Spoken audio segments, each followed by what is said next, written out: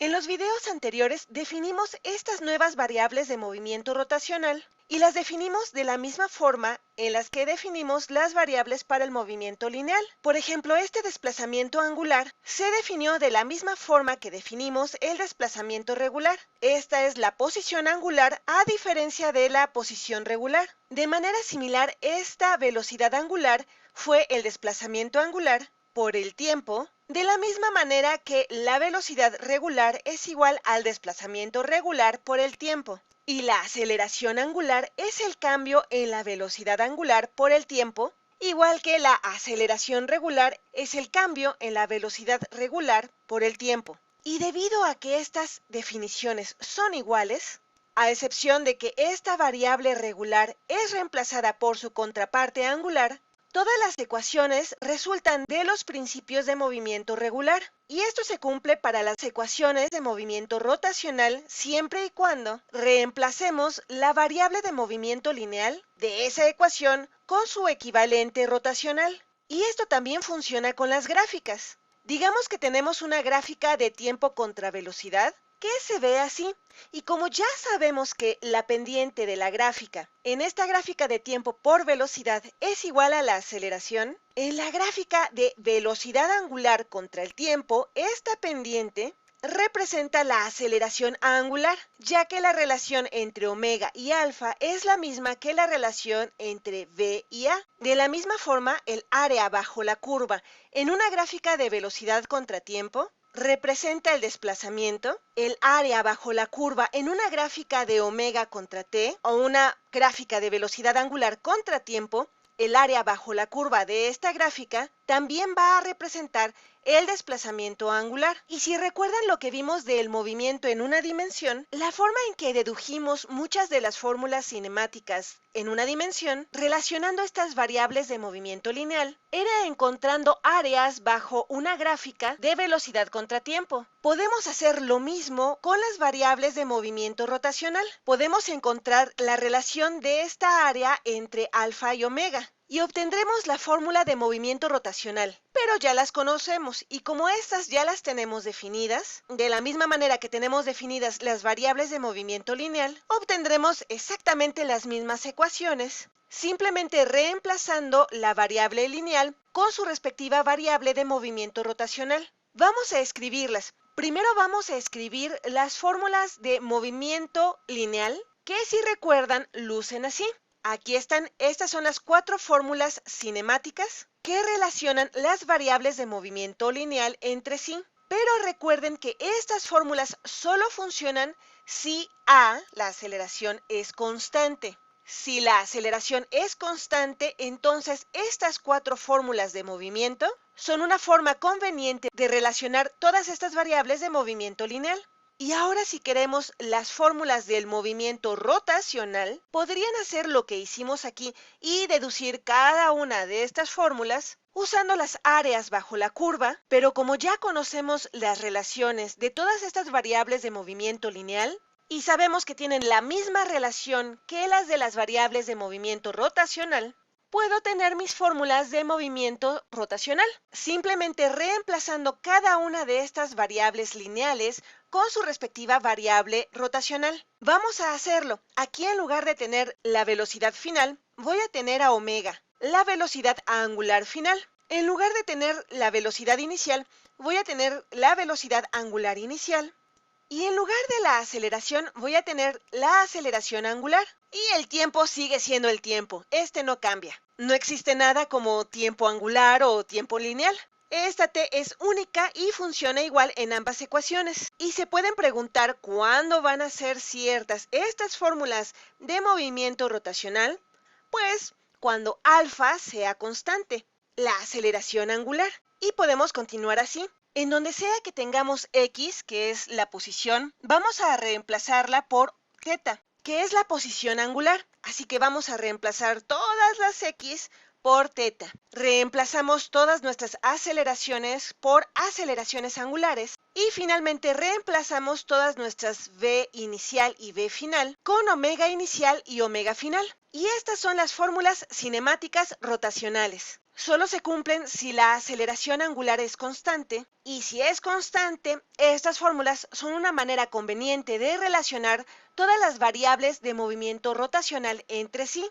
Y podemos resolver muchos problemas usando estas fórmulas de cinética rotacional. Y las vamos a usar de la misma manera que usamos estas fórmulas del movimiento lineal. Identificamos las variables que conocemos, identificamos la variable que queremos encontrar y elegimos aquella fórmula que nos permite despejar nuestra variable incógnita. Vamos a ver algunos ejemplos de problemas que podemos resolver usando estas fórmulas, ya que necesitamos cierta práctica para poder usar estas fórmulas con comodidad. Copio estas fórmulas que son las que vamos a usar y vamos a usarlas para resolver algunos problemas de cinemática rotacional. Nos deshacemos de todo esto y vamos a resolver el primer problema. Este problema nos dice que tenemos una barra de 4 metros de longitud y es lo que he tenido aquí todo el tiempo. Y pueden ver que puede rotar. Y comienza a rotar a 5 revoluciones con una aceleración angular constante de 30 radianes por segundo al cuadrado.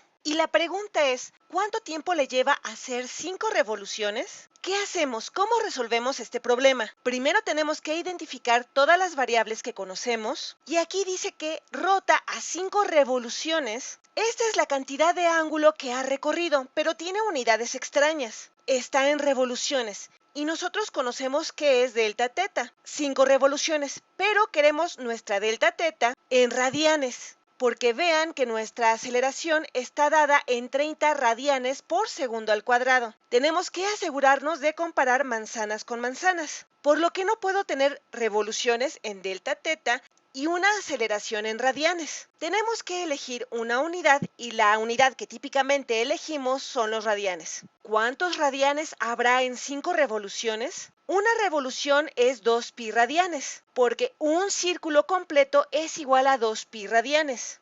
Lo que significa que 5 revoluciones van a tener 5 por 2 por pi radianes, lo que nos da 10 pi radianes. Ya tenemos nuestro desplazamiento angular. ¿Qué otra cosa conocemos? Nos dicen que la aceleración angular es constante y es de 30 radianes por segundo al cuadrado. Esta es nuestra aceleración angular. Es de 30 radianes por segundo al cuadrado. Podemos escribir los radianes o podemos omitirlos. A veces dejan esto vacío y solo ponen 1 entre s al cuadrado. Y es por eso que aquí no puse los radianes, aunque podemos escribirlos si queremos. ¿Y esta alfa será positiva o negativa? Bueno, este objeto se está acelerando, comenzó en reposo, por lo que quiere decir que aumentó su rapidez, por lo que la dirección del desplazamiento angular es la misma que la dirección de la aceleración angular.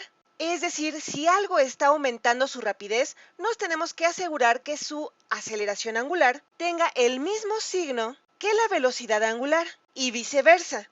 Y ya que aquí tenemos 10 pi radianes positivos y el objeto aumenta su rapidez, pues vamos a tener una aceleración angular positiva. Si esta barra fuera más despacio, tendríamos que asegurarnos que esta alfa tenga el signo opuesto al de la velocidad angular. Pero estas son solo 2 variables de movimiento rotacional. Siempre necesitamos 3 variables para poder encontrar la cuarta. ¿Y cuál es nuestra tercera variable cinemática rotacional? Pues es que nos dicen que el objeto comenzó en reposo y este es el código que indica que la omega inicial es igual a 0. La velocidad angular inicial es 0, ya que está en reposo, y esta es nuestra tercera variable conocida. Y ahora sí, ya tenemos 3 y podemos despejar la cuarta. Y lo que queremos conocer es el tiempo, cuánto tiempo le lleva a hacer 5 revoluciones. Estas son las variables involucradas y la forma en la que yo me doy cuenta cuál es la fórmula que debo usar es revisar cuáles son las variables que sí conozco y aquella variable que no conozco y ver cuál es la variable que no está involucrada. Y es omega final. Aquí no está involucrada omega final. Así que voy a usar la fórmula cinemática rotacional que no involucra a omega final. Ponemos esto por acá. Y veo que la primera tiene a omega final y esta no es la que quiero usar, ya que no la tengo involucrada. Veo la segunda fórmula y también tiene esta omega final. Veo la tercera y en esta no tengo la omega final. Así que vamos a usar esta fórmula. La copiamos aquí. Conocemos delta teta, que es de 10 pi radianes.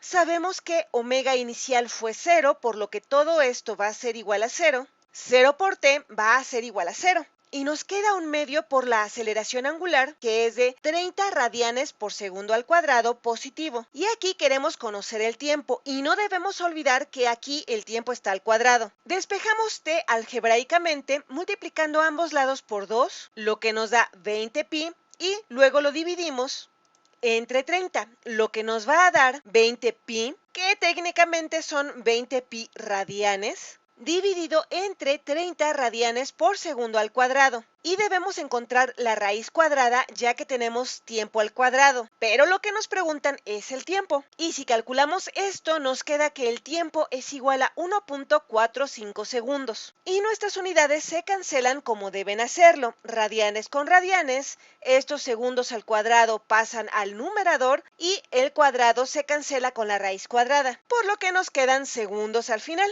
Y la segunda parte del problema nos pregunta, ¿cuál es la velocidad angular después de rotar 5 revoluciones?